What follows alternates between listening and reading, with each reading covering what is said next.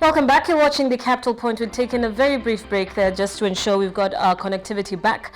And I see we've got Mr. Robert from Sabis International School still with us. We'll go quickly into the next question, Mr. Roberts, on new roles that are said to be emerging with a new system or digital learning platforms. What do you see as the teacher for tomorrow's classroom? What some of the skills they should have?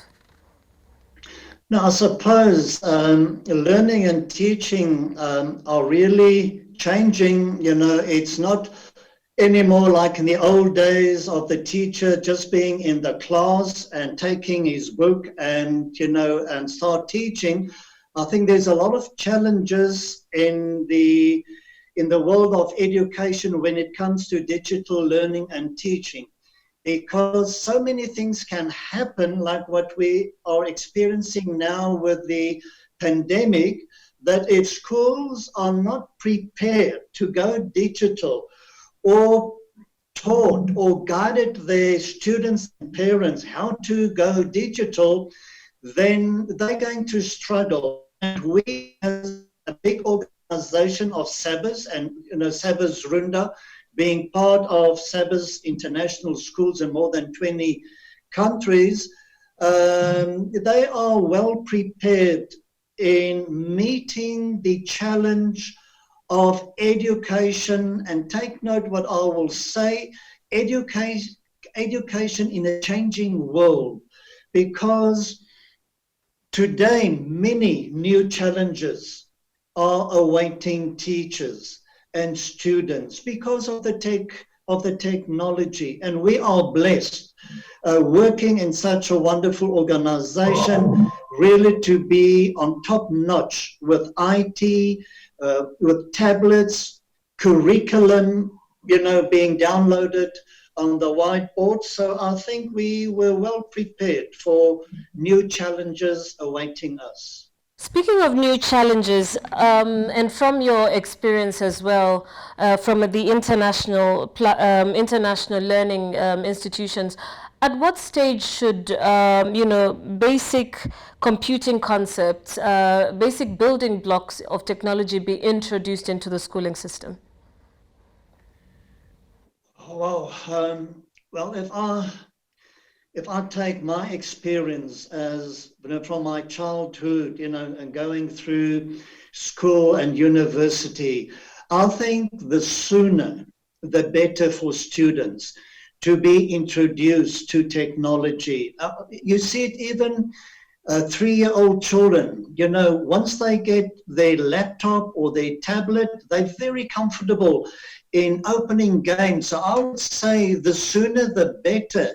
But unfortunately, again, the haves will be in a good position, and the have-nots will have a backlog. And that is something that I suppose in every country, the government will have to have a look and to see how they can support the have-nots, the unprivileged people that doesn't have the money, the technology, to keep track with the digital learning, or else you're going to create a society of those who could afford and those who could not afford.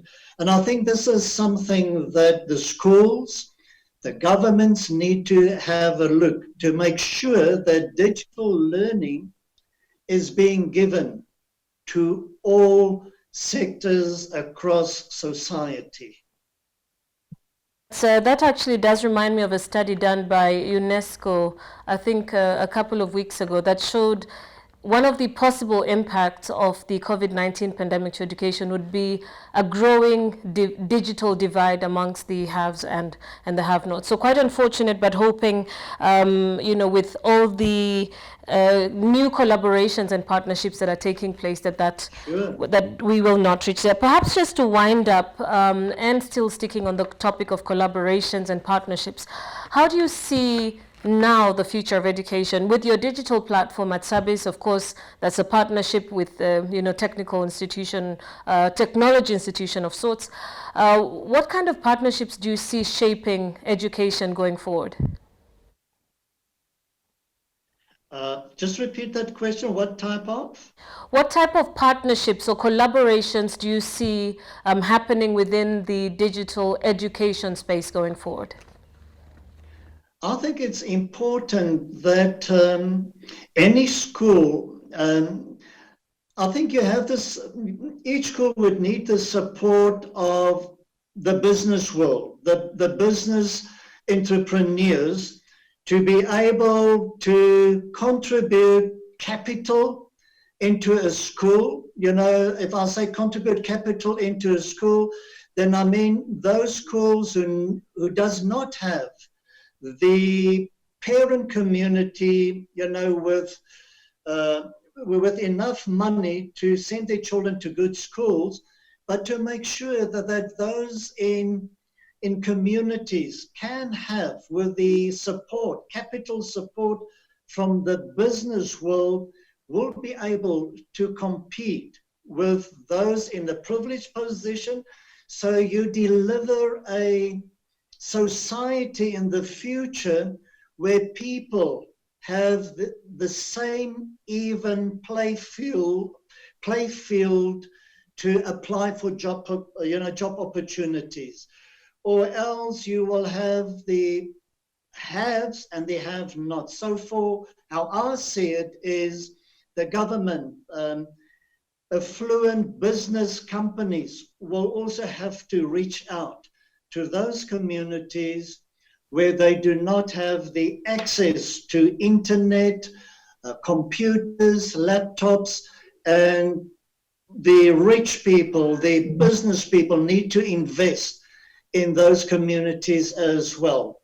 I mean, in the international schools, they are already in a position to supply, to provide, because their parents' support are those who have the capital to make good teaching and learning and digital learning possible for their students. But we should really take care of the backlog, those who are growing up and would also love or like to have an opportunity to apply for good positions in a new career one day or university. I'm not sure if I gave you the answer, but this is how I feel as a director, a caring. All right, thank you so much. We've been speaking to Mr. Robert Kleynhans, the director, Sabis International School, Runda, who's just been giving us his insights on the impact of the COVID-19 pandemic to education, as well as some lessons that we can pick from the institution which had already set up its digital learning, online backup learning as well. And on that point, we wind up Capital Point for tonight. Thank you so much for keeping us company. My name is Terry Anchabet. See you again next Wednesday.